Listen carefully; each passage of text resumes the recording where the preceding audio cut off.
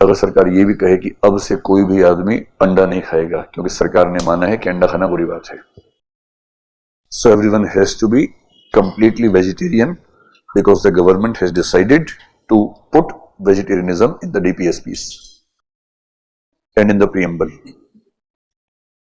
और जो भी मुर्गा खाएगा उसको अगले सोमवार को मुर्गा बनाया जाएगा, and then he will be chopped into pieces so that some other people can feed. समझिए क्या होता है टोटलिटेरियनिज्म, ऐसी की तैसी हो जाती है.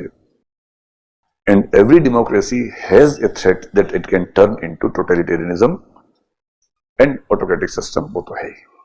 So these are few of the concerns which you can write कि हमें चिंता है कि सरकार इनमें से किसी रास्ते पर न चल पड़े. This is one of the concerns. अब इन कंसर्न से बचने के लिए सॉल्यूशंस क्या हो सकते हैं? आपके नोट्स में 2-3 और लिखी होंगी, but I am bringing those two the solutions. आप अपने हिसाब से एग्जाम में देख लीजिएगा. सरकार ऐसा न करे, इससे सॉल्यूशंस क्या होते हैं? इसका एक सॉल्यूशन ये होता है कि independence of the judiciary is to be maintained. देखो, अब जुडिशरी से कितने भी खफा हो, for example we can be angry with the judiciary because of the collegium system to some extent और may be in totality, but still we have to realize that it is the judiciary who saves the constitution whenever there is a threat to it. So we have to maintain the independence of judiciary at any cost. Judiciary जिस दिन खत्म हुई तो उस दिन आपकी democracy की ऐसी की तैसी हो जाएगी. और हमारे देश के इतिहास में एक बार डेमोक्रेसी ने घुटने टेके थे पूरी तरह से, पूरा सजदा किया था ऐसे 3 बार, ऐसे ऐसे ऐसे पूरे घुटने टेक कर. And that was in 1976. And the name of the case you know is habeas corpus case or ADM Jabalpur versus Shivkant Shukla. This is the real name of the case. उसको बोलते हैं एकदम सजदा किया था. 9 states के high courts ने फैसला दिया था आर्टिकल 21 के फेवर में. 9 हाई कोर्ट्स, नॉट 1. क्वेश्चन क्या था उस समय? आपको पता कि मीजा नाम से एक एक्ट लगा हुआ था. MISA was maintenance of internal security act. उसी में लालू जी जेल गए थे, तब उनकी बेटी हुई, उसका नाम रखा मीजा भारती. तो बेटी का नाम मीजा रखा क्योंकि उसी एक्ट में जेल गए थे. Yes, it's very interesting incident. तो सवाल था कि can we control the personal freedom of the people in the name of MISA और नॉट?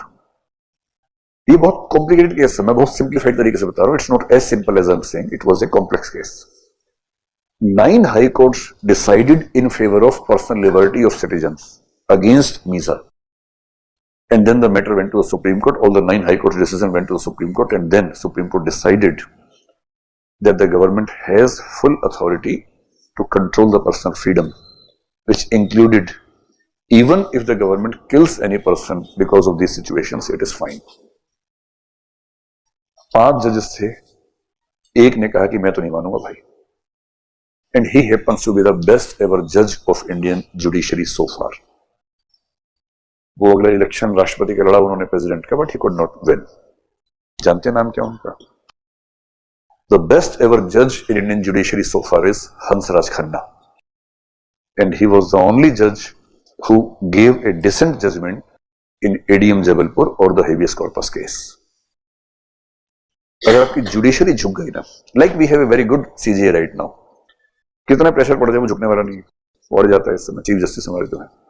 सो चीफ जस्टिस ऐसा ही होना चाहिए. चीफ जस्टिस अगर राजा बोला रात है, रानी बोली रात है, सीजीआई बोला रात है, डीजीपी बोला रात है, चीफ सेक्रेटरी बोला रात है, और ये सुबह सुबह की बात है, ऐसा नहीं होना चाहिए ना. सो इंडिपेंडेंस ऑफ जुडिशरी अगर बनी रहती है तो हम in the same way independence of institutions like,